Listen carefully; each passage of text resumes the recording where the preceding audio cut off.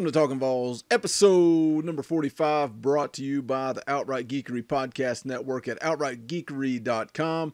Also by the S&B Network on YouTube. Be sure to hit that like button, leave us a comment, and subscribe. My name is Boogie Bentley. I'm Vols JP. This podcast is also brought to you by Collar and Elbow Brand, professional wrestling's premier clothing brand. Check them out at collarandelbowbrand.com. Use the promo code COMICCAST. That's all capital letters, COMICCAST, at checkout and save 10% on the latest and greatest professional wrestling merchandise. My personal favorite is the Dusty Rhodes inspired Living the Dream t-shirt. Check it out again, collarandelbowbrand.com, promo code ComicCast. We are also at Talkin Vols _pod on Facebook and Twitter. So here we are, back in the Talkin Vols studio. You guys have begged for us to come back, do some type of show.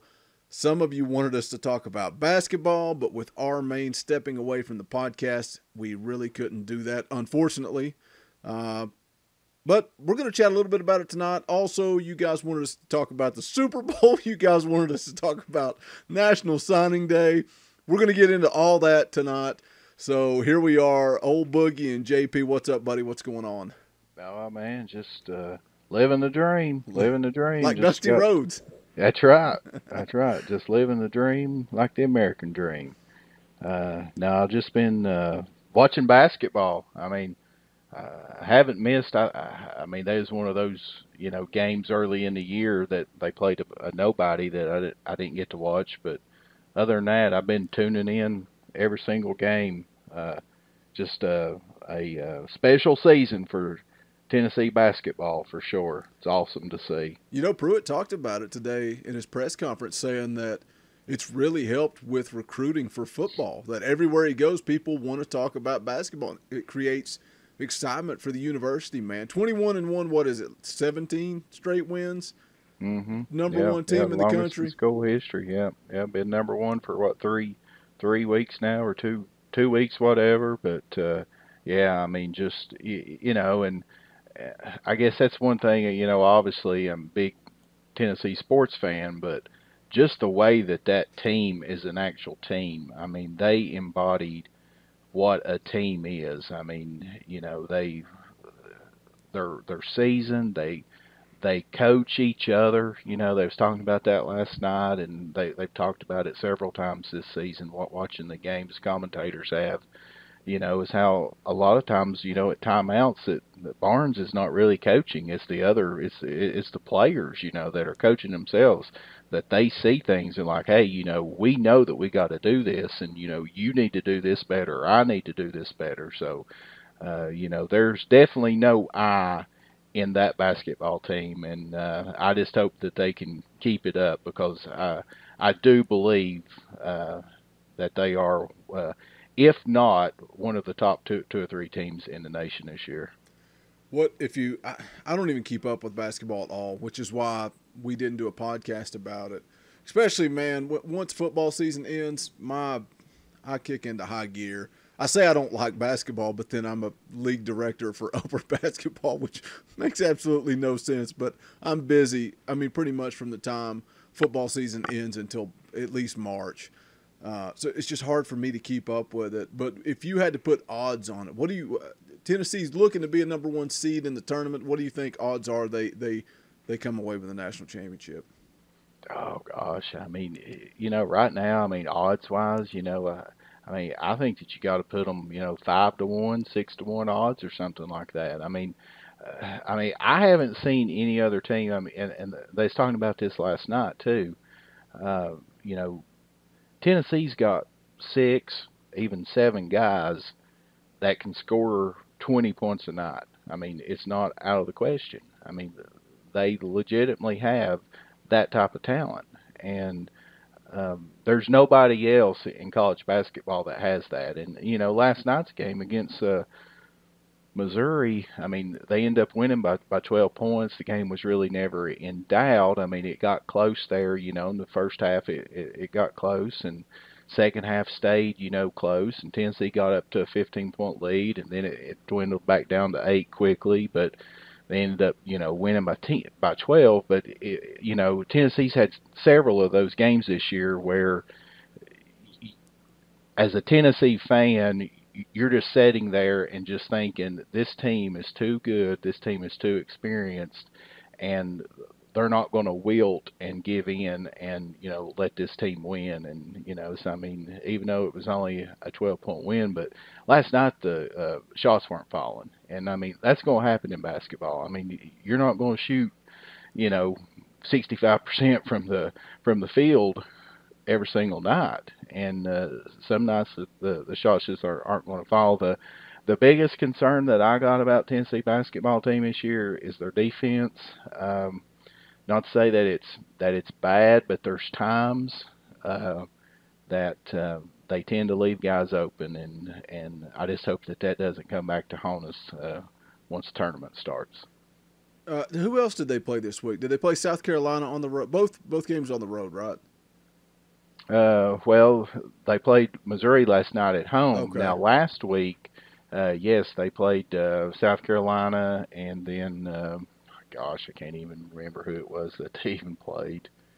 I'd have to look it up and see. I was watching SportsCenter. I was watching all the National Signing Day Texas stuff. A&M. Okay. Yeah. I was watching all the National Signing Day stuff today, and they got to talking about Tennessee basketball and saying how, not only are they playing well, but they're the number one team in the country. So everybody's gunning for them. No matter, where you're at in the field, everybody's gunning for them. And Tennessee just continues to play good basketball, whether on the road or at home. Like we mentioned earlier, 17 straight. Let's talk about something pretty boring, really. But I've got an agenda here that I want to get into. But let's talk about the Super Bowl. Patriots win 13-3, and probably the most boring Super Bowl of all time. It's horrible. It's awful. But I said the actual worst. The only thing worse than the actual game itself was that crap at halftime. Has the halftime show been good since Tom Petty did it? That's the last good one I remember. I'm not much of a music person anyway, so typically halftime shows I could care less about. I'd rather see them sit there and talk about the football game, honestly, than see somebody jump around with some music I can't even understand. But oh well. My agenda is Tom Brady being the GOAT, and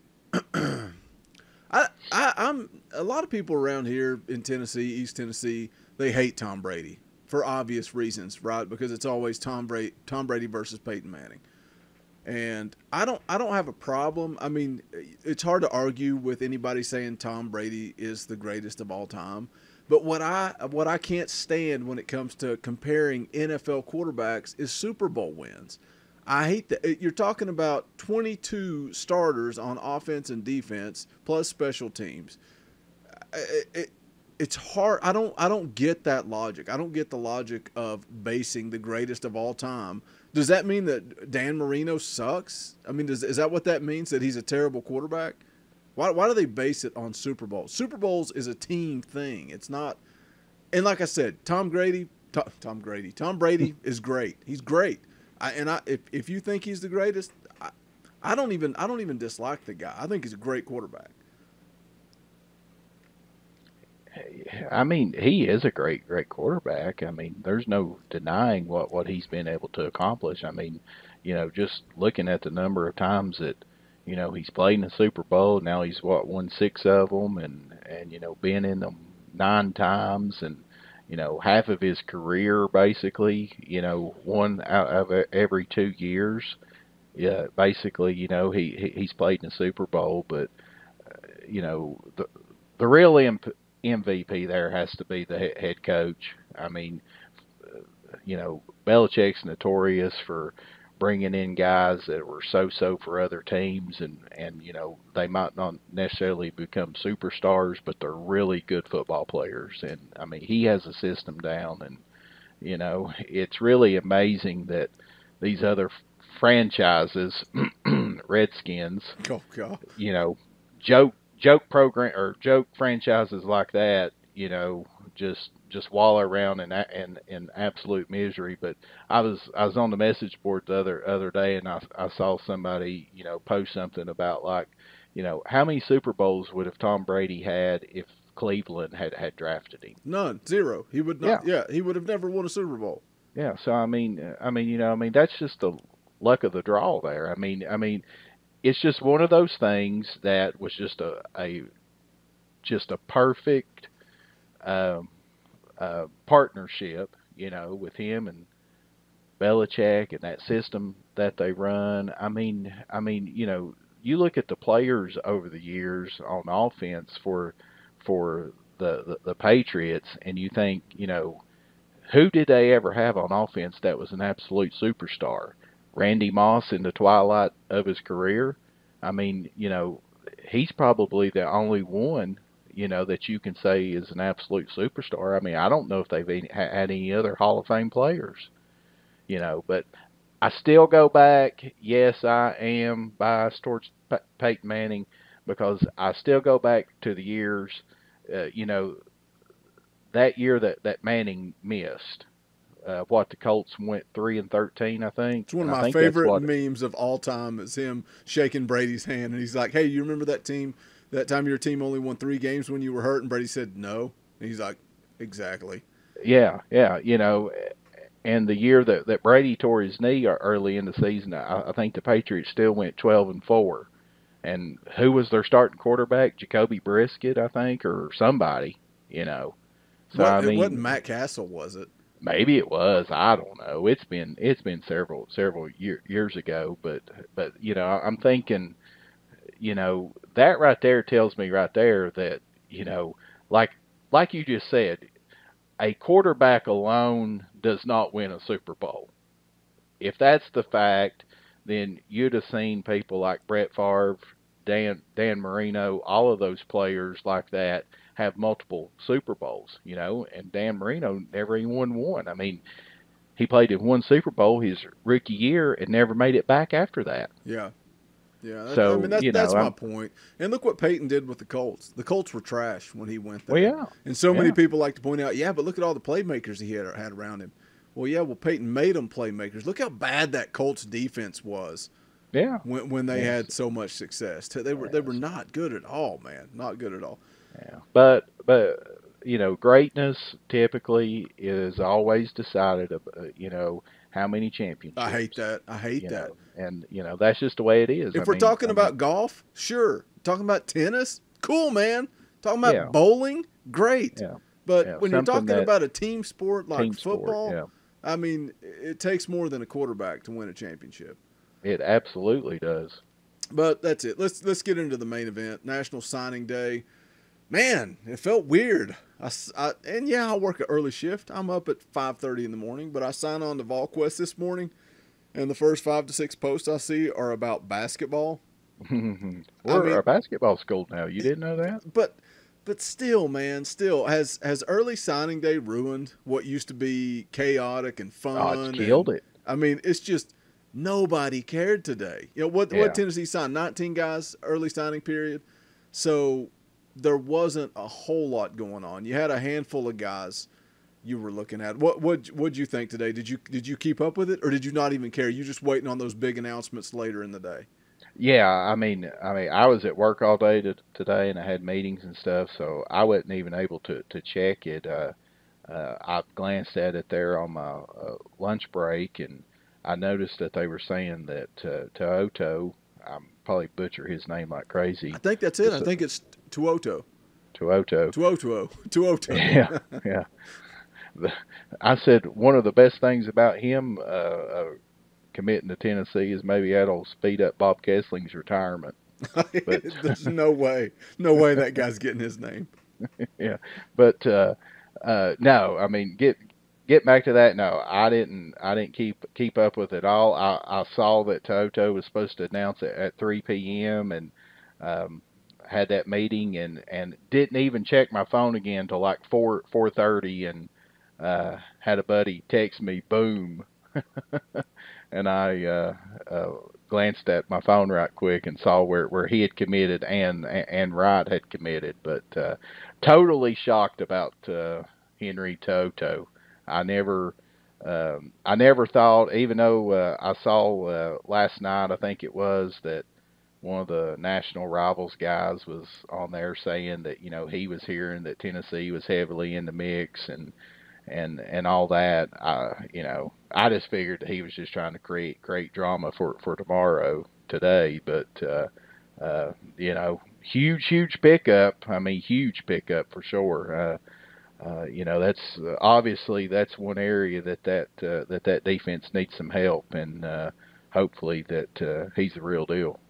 Yeah, but look at, man, I already had my notes ready to go. Like, I did not expect him. I didn't expect Pickens to pick Tennessee, but I was shocked that he picked Georgia. Yeah, that's strange. But at the same time, like, I had my notes typed up ready to go that Tuoto was not coming to Tennessee. And so my thing was, where are the Tennessee linebackers moving forward? But now you look at it, and it's kind of like, okay, well, Tennessee beat out Bama for J.J. Peterson, and now they beat out Bama for Tuoto. So, dude, you take those two, and now you're looking at if Jeremy Banks can transition, what was once a weakness may become an asset on defense. That and that's the linebacker is where that they're saying that Crouch is going to play.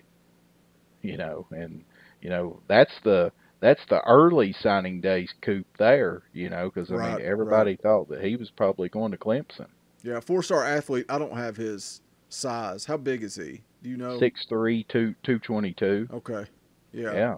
Yeah. But I tell you, man, I saw a picture of him standing there with a recruit or something over the weekend. I mean, that old boy's built. I mean, that old boy's been working out. I mean, he's not, he reminds you of a linebacker that played at Tennessee in the 90s. Maybe that shirtless pick this summer won't be as embarrassing as it was last year. Oh God, we're gonna go back to the 90s. That picture with Peyton. Dude, Peyton was Diesel in that picture back in the day, man. Yeah, but for Peyton to be Diesel, like, what are they feeding those kids down there? I don't know, but they need to start feeding them some of it now for sure. Yeah, give them some of that good stuff. Another big thing, which you already touched on it, but last year on the podcast, we ripped on this offensive line week in and week out. And it's nice to see. I don't know where Tennessee ended up. I think before Wright committed, I think they were 14th. So I don't know where that put them. I saw some people saying if Wright committed, they could jump into the top 10.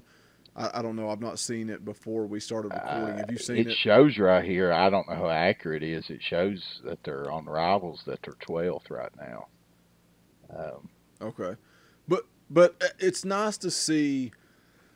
I mean, 12th coming off of a 5-7 season, which we considered a disappointment, for not winning the games you should have. But that's another podcast for another day. But it's nice to see the staff fixing what needs to be fixed, right? Linebacker and the offensive line.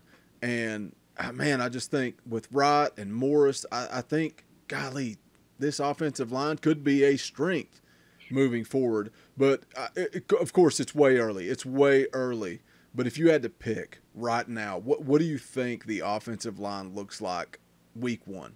Well, I mean, I think it's a big question mark again. I mean, I don't know how it couldn't be because, number one, there's been talk that Drew Richmond is looking to be a grad transfer, which absolutely blows my mind. Not that he's looking to be a grad transfer, but the fact that Texas and the fact that Trey Smith, probably doesn't appear that he'll play this year, if ever again.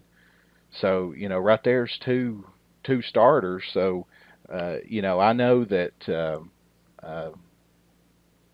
Wanya Morris and Darnell Wright are, highly ranked recruits, but, asking them both to come in and potentially start as true freshmen in the SEC, I mean, I think that we're crazy to think that there's not going to be some major growing pains there.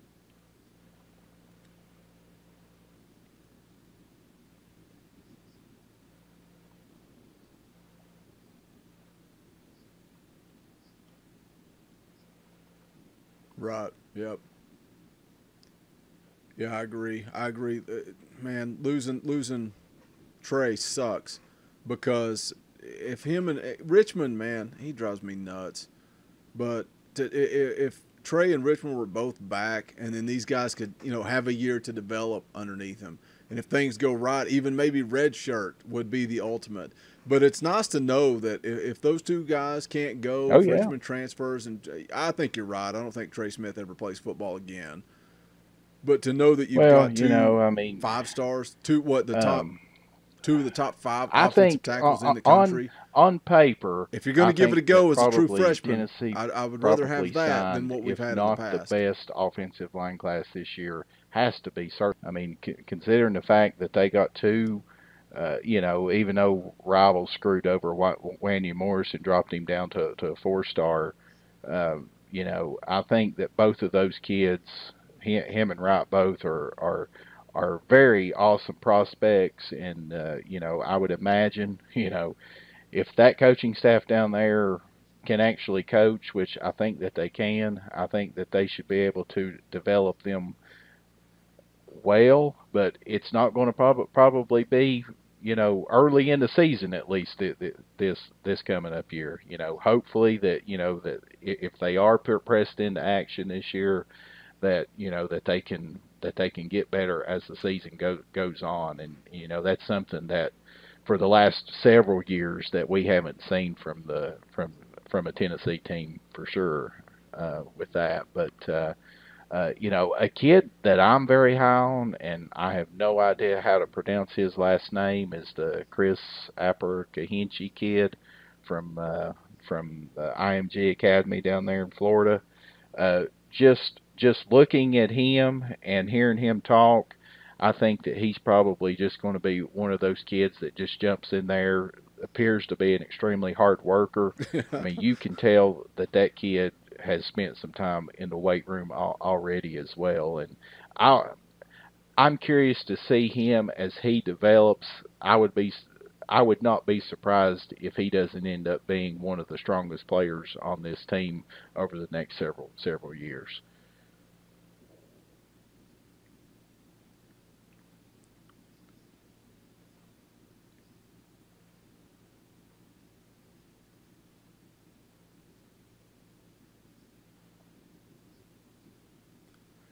Yeah, and the thing about him, man, is he's one of the smallest guys on the offensive line that was recruited. That's something that you've beat into the ground on this podcast is Yeah, size and strength on the offensive line to be able to compete in the SEC. And he's 6'4", 294, but the other four that were recruited on the offensive line, 312, 300, 312, 320, 6'6", 6'6", 6'4", 6'3", that's some big old boys. That's some big old boys.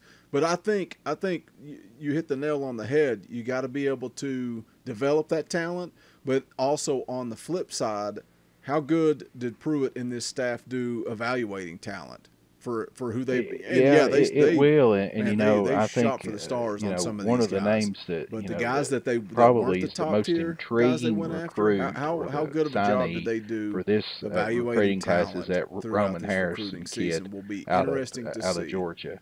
I mean, based on his measurements and everything that he's done, he is an absolute freak athlete. But the reason why that he kind of went under the radar, and Tennessee got onto him quickly there last year, is that he played nose tackle at like 230 pounds for his high school team. But I mean, he was so quick that he was dominant. But obviously nose tackle is not going to be his position. But can that kid take the speed and the athleticism that he's shown and be somebody that can get after the quarterback from a defensive end, or maybe even an outside linebacker position? That's a kid that I'm certainly interested in, and he appears to be a kid that has a tremendous motor, goes nonstop. Supposedly he's a warrior in the weight room as well. So he's a kid that I'm extremely excited about to see. Once he gets to Knoxville and gets in the strength conditioning program there, and then ultimately starts fall practice this year, I'll be interested to see what kind of development that he can bring. Looking at and I don't know if we planned on talking about this or hitting on this, but looking at the signees this year, um, um, I'm just the only thing that kind of bothers me is I feel like that we didn't really address the pass rush, and that's why I think that this Harrison kid could potentially be a key cog to this recruiting class because, since, obviously, we had Derek Barnett who goes down in history as the best, the best sack artist in Tennessee history, but outside of him, it's been a struggle for several years for Tennessee to get pressure on the quarterback on a consistent basis.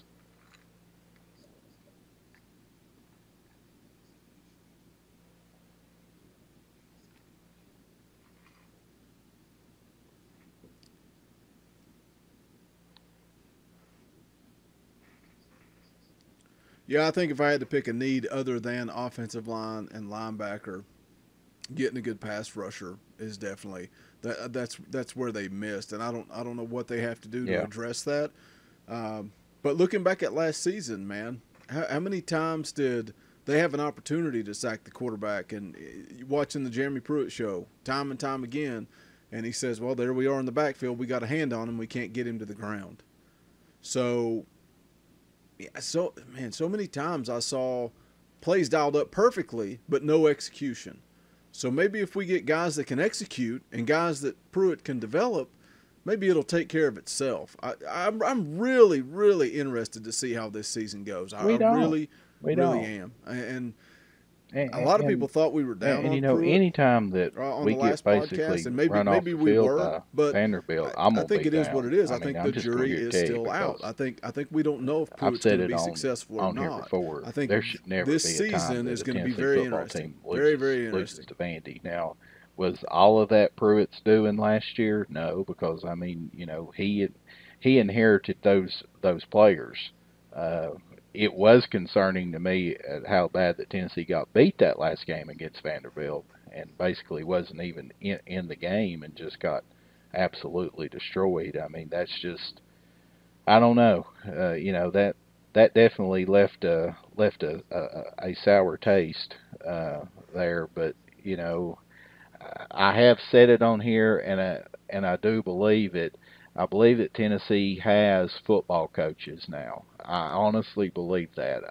I believe that this is the best staff from top to bottom that Tennessee's had probably since the Kiffin year. Certainly, since Fulmer's time and stuff. And I think that the offensive coaching staff, it got extremely better after that final game against Vandy this year. I think anybody that wants to argue that Tyson Helton is better than Jim Chaney at this point in their careers, I don't think there's much of an argument there that they could say. And I'm extremely excited to see T. Martin back at Tennessee as a coach.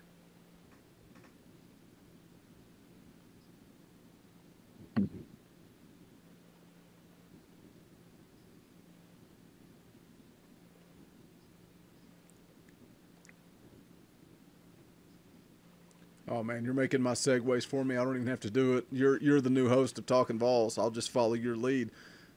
That offensive coordinator search, I got so frustrated with it that I quit caring. I quit caring. I had no hope. I had no belief that they were going to come away with a hire that I was going to be happy with. And dude, this was just a classic moment. I went down to the Tap House. It's a local brewery down in Kingsport. Me and old Snake D.A., one-time host of Talkin VAWLS, and another buddy of ours were down there drinking a couple of beers, just talking. And we got talking about Tennessee football, and I said, boys, I've been hearing about Jim Chaney. I said, but what do you guys think? Would you guys be happy with that? And they both looked at me like I had three heads. And they said there is no way Jim Chaney would leave Georgia and come to Tennessee. And then when somebody says that with such confidence, you kind of start doubting yourself. And I was like, well, maybe I heard a rumor that he was going to get fired or something. I don't know. You know, I just quit believing in what I had read. And I went home that night, and that was the night. That was the night that it just went from 0 to 100.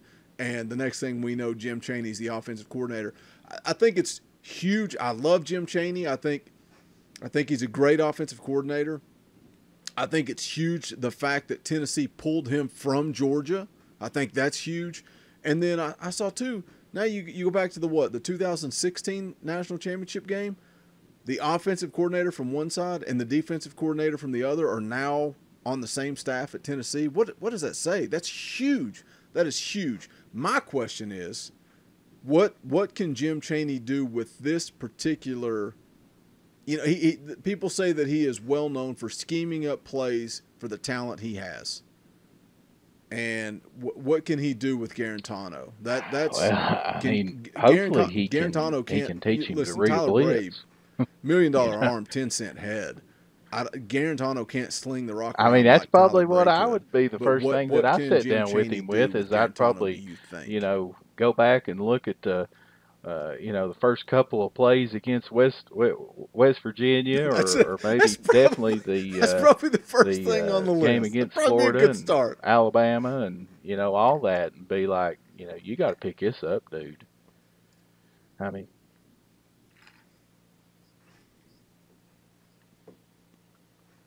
Do what now? I'm sorry.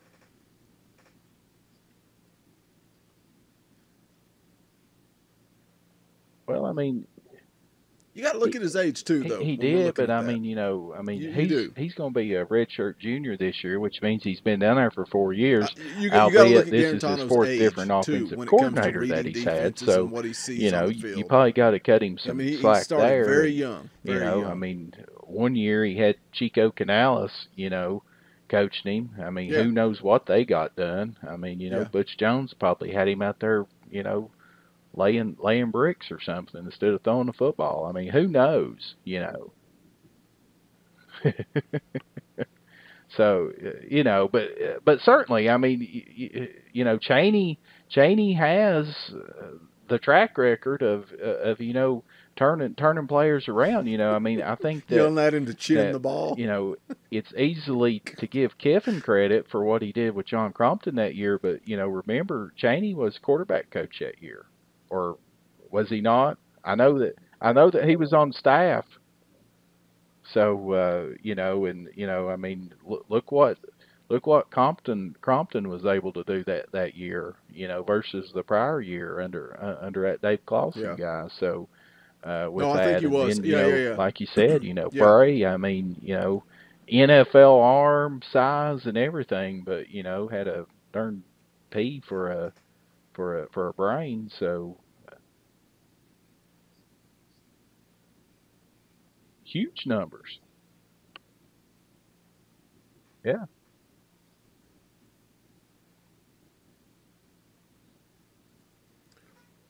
Well, look back to that season. Yeah, I'm all for it. They were putting up points. I never thought. And look what that sucked. Chaney was, the freaking defense was a train wreck. I mean, so now give me that Jim Chaney offense. There's no way that Jeremy Georgia Pruitt one defense is going to let him go. And let's roll, man. Let's roll. Number two, we're just rolling along there, and recruiting at as high as level as Alabama, or right there at them, if not better. Why would he want to leave what he's got down there with all that talent?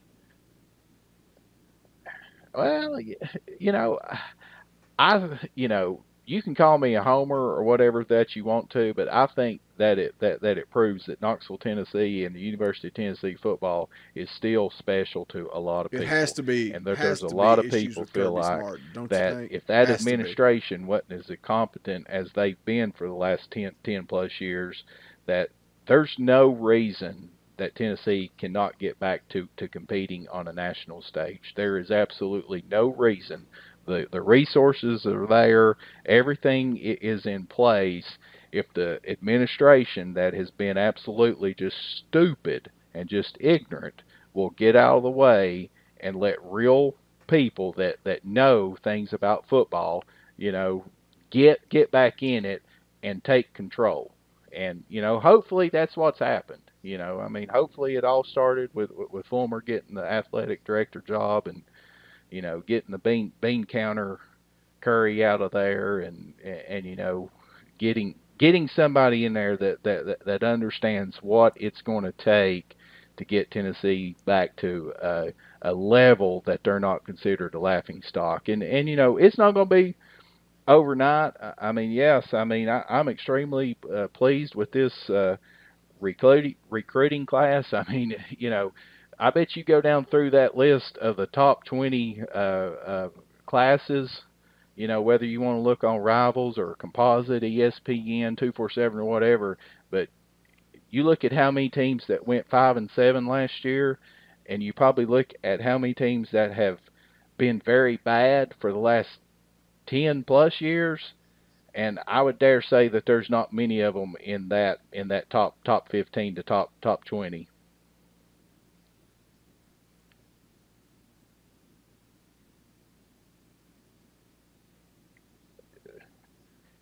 Very well could be.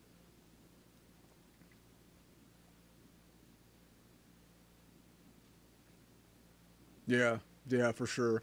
And maybe 2 or 3 years from now we'll look back on this and maybe we'll be wrong and maybe we'll feel like idiots. But I agree with what you just said. I feel like the turning point was giving Fulmer the athletic director position. I felt like that coaching search was such a train wreck that when Fulmer got control, I felt like we all kind of sat back and said, I don't think they formally announced it, but okay, we're in I good did hands. see there this evening that let's see what happens. I think during and the maybe recruiting that's the celebration turning or point. something Maybe that's what that Tennessee Winky was needed talking to about move the forward quarterback in that direction. Maurer that Have they said what T. signed, Martin's going to be doing? and I that don't know Martin was have they talking announced his about the position yet? wide I don't think they receivers have. that they signed. So if that's any kind of sign, it sounds to me like that Martin's going to be the wide receiver coach.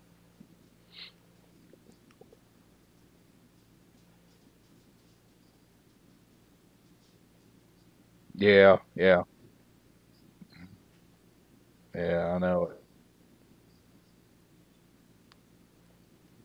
Oh yeah, Okay. we got some. Man, We did you got see? I'm sure we you got saw it. The we got video after Fair they on hired the him to coming defensive home to side, the and P now Diddy Martin there song. on the offensive Dude, side, that gave me and so many chill I think bumps. that's Oh, it's just obviously so good to see orange getting back to blood coming Jim home, man. Chaney. So good. Tennessee's paying him Um, what 1.3 or 1.44 million dollars a year, so I think that he got like a $600,000 raise over what Georgia was paying him. But from what I gathered, well, Chaney's got a daughter that's a senior at UT, and whether or not that it's true, how message boards are, but supposedly that he still owned a house down there on Douglas Lake, and the fact that he actually really loved Knoxville and the time that he spent down there.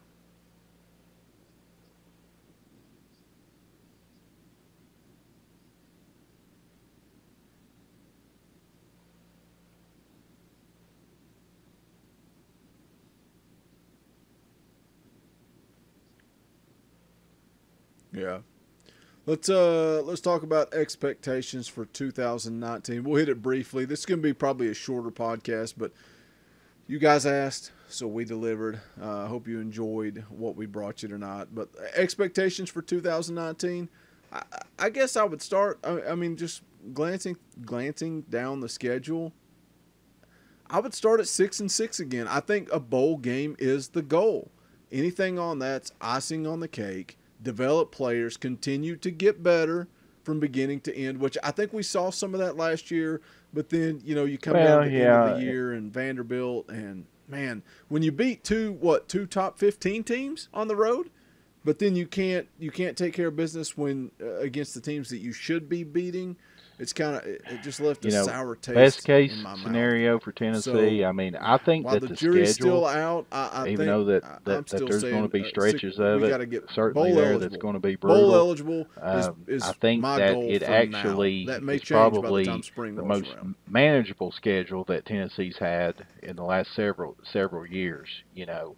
Uh, BYU game, that second game of the season, I mean, I don't really follow BYU much. Occasionally see their games on late at night and stuff like that. But I know from my understanding or from what I saw that they had trouble scoring. But I think that they're a pretty physical football team. But that's a game right there, kind of like that West Virginia game was last year, which I don't think that BYU's team is anything compared to what West Virginia was last year.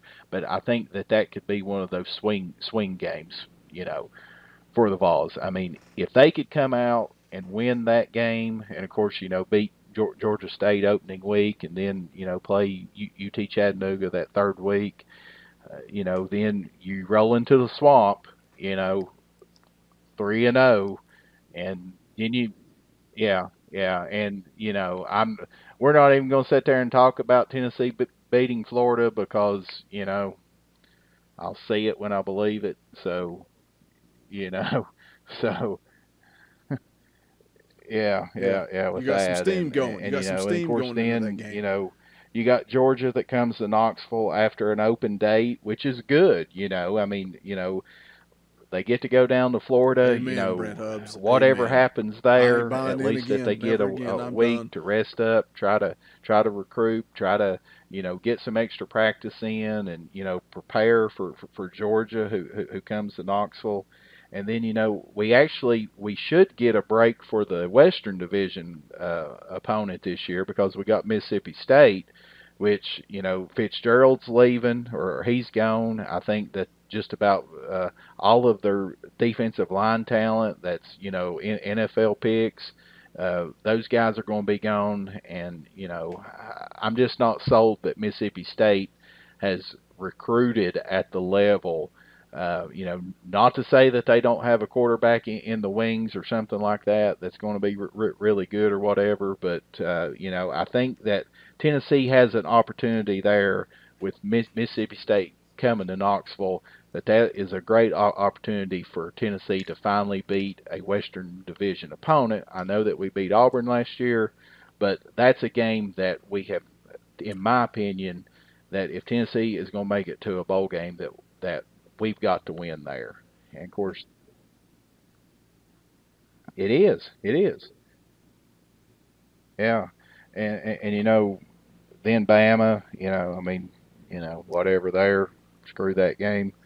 And then you got South Carolina comes to Knoxville. Well, it's good to have a winnable game between We gave Georgia that game and to them Alabama. last year. I mean that's a huge I said thing. it whenever we blew that lead that would be what cost us getting to a bowl game, and it sure enough was.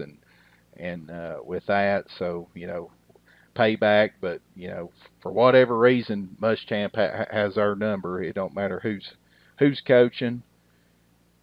UAB, I mean, if you can't beat UAB, who just brought their football program back two years ago, then probably don't belong to be in Knoxville. So that better be a win.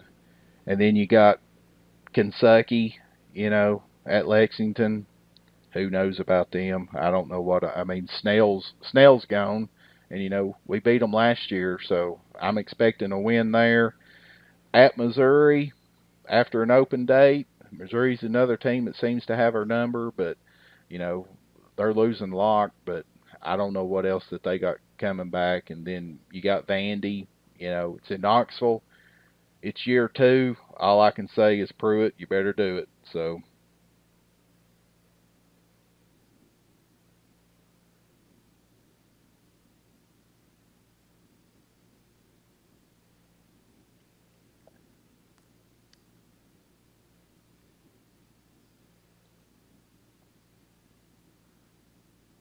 looking at the schedule, everything you I said, think running that down on the schedule paper is exactly what I think. that this team could win is. seven football games. But you got to get bowl eligible. I think it's so crucial. If the JUCO lineman, it's year 2. It's like you said, it's year 2. It's time. It's time we to signed in this recruiting class, the Savion Lewis and the Darrell Middletons. If them guys are not ready to play, come opening kickoff on August 31st, our defense is going to be in some rough shape because I don't know who's going to replace Alexis Johnson. I don't know who's going to replace Shy Tuttle, and I don't know who's going to replace Kyle Phillips off last year's team. And you know, they weren't world beaters, but you know, who's going to step up and provide that productivity that they did do?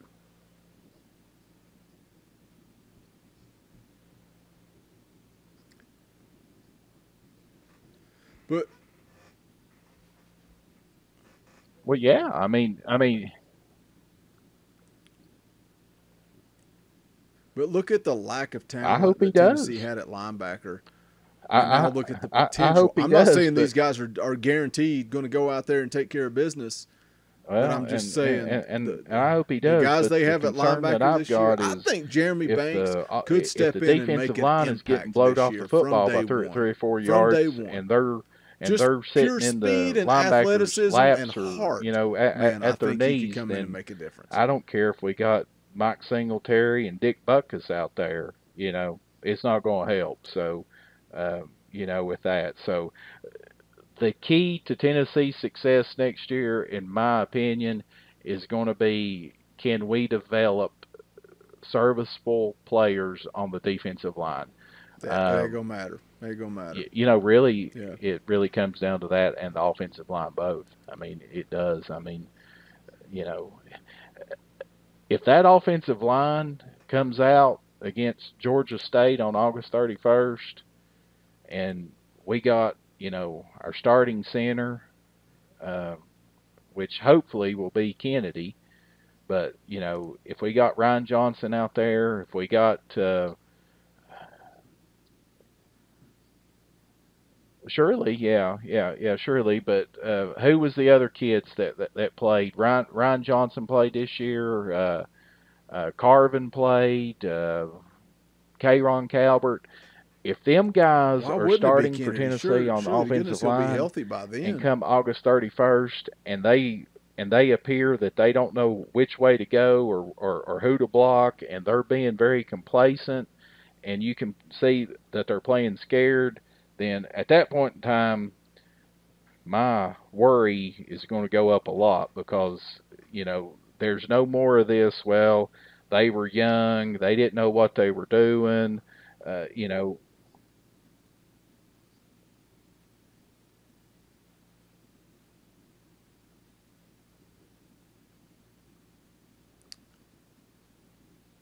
You may have Morrison Wright starting first game, you know. Well, I think they'll be on a short leash. I think they come out week one and they can't execute. I think you're going straight to Morrison Wright. Forget this crap. Forget screwing around and wasting time. If you can't block against Georgia State and you can't block it, you can't I block hope, against.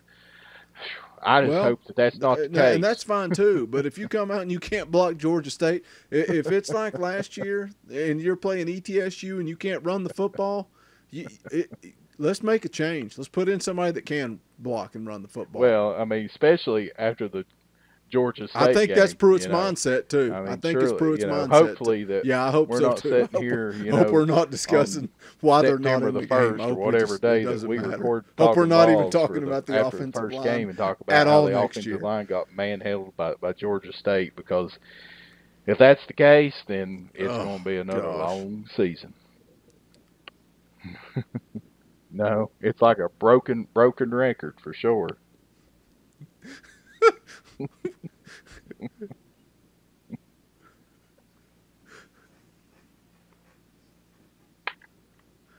It wouldn't be the first time we sat here depressed together. It's amazing you guys tune into this podcast all football season. We really appreciate your passion and dedication and misery along with us. Speaking of the podcast, moving forward, like we've said at the top of the podcast, our main stepped away. That doesn't mean he won't be back. We don't know, but we've got a replacement in the works, and I will say, in my network of friends, I know a lot of UT guys. I know a lot of people that love UT football. And this guy that we're working on bringing in, he's trying to get his stuff together, get a laptop and his recording stuff together.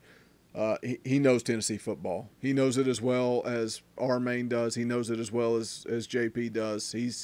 He knows his stuff. He knows his stuff. I sat with this guy when Tennessee broke the streak against Florida. Probably one of my favorite memories of Neyland Stadium ever. Super intelligent when it comes to UT football. So hopefully we'll get that worked out and he will step in. Something else I want to mention to you guys. I know we mentioned it some last year. Talkin VAWLS live, a live podcast experience somewhere in the Tri-Cities area. The first and foremost, the most important thing would be, would you guys show up? Because right now I'm looking at a local brewery in the Tri-Cities area.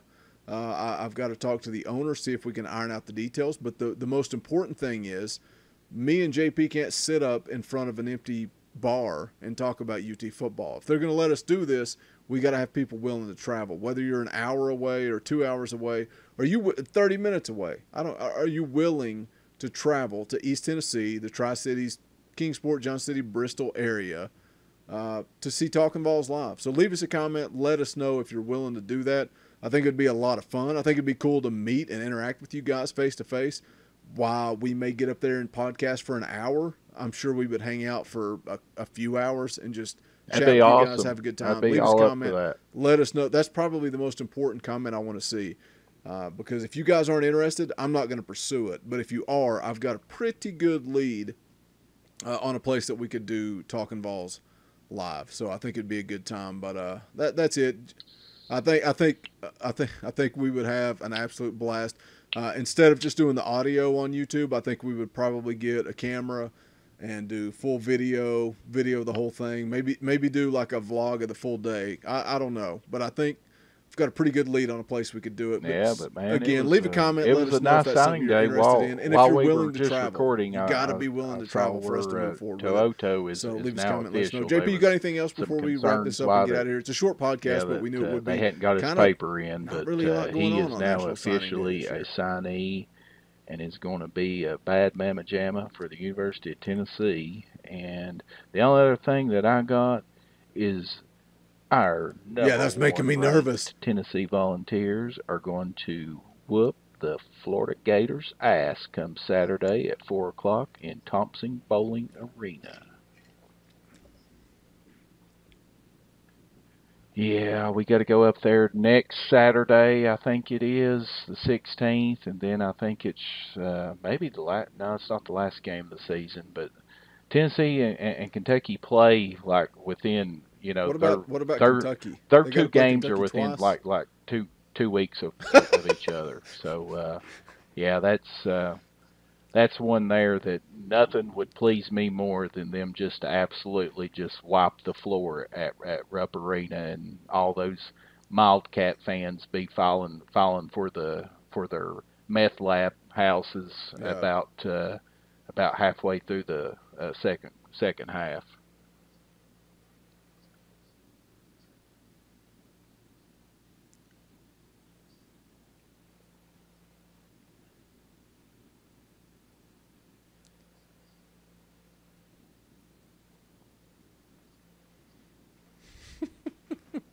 Oh, that's going to wrap it up for Talkin VAWLS episode number 45. Man, I had something I was going to say, and now I can't remember what I was going to say. It was so important at the time, and now I just had complete brain fade. For Vols JP, I'm Boogie Bentley. I just got one last thing to say, and that is, go Big Orange.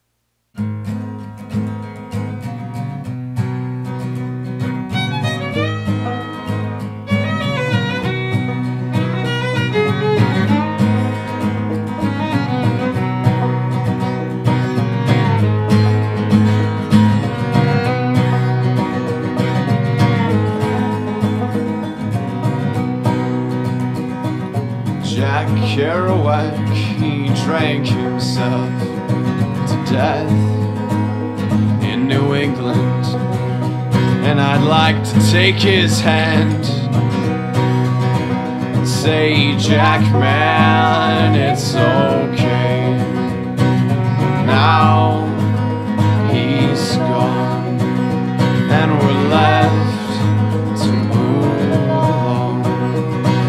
without him. The dogs howl like beat poets at an arcade, soaking moonlit falls, unbroken past this inundated orb that we call home.